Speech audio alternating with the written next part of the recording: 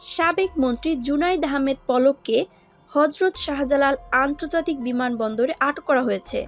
মঙ্গলবার তাকে আটক করা হয়। জানা গেছে, বিমানবন্দরের কর্মকর্তা-কর্মচারীরা তাকে আটক করেছে।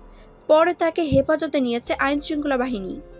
বিমানবন্দরের একটি সূত্র জানিয়েছে, ঢাকার হযরত শাহজালাল আন্তর্জাতিক বিমানবন্দর থেকে ভারতের রাজধানী নয়াদিল্লি পাড়ি দেওয়ার জন্য তিনি বিমানবন্দরে গিয়েছিলেন।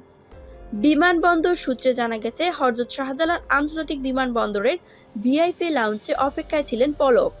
এ সময় বিমানবন্দরের কর্মচারীরা তাকে ভিআইপি লাউঞ্জে আটকে রাখেন।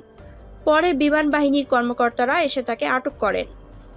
ছাত্র জনতার আন্দোলন শুরু হওয়ার পর গা ঢাকা দিয়েছিলেন পলক। তিনি আছেন কিনা তা নিয়েও নানা গুঞ্জন ছিল। এমন অবস্থার মধ্যে বিমানবন্দরে আটক হলেন তিনি।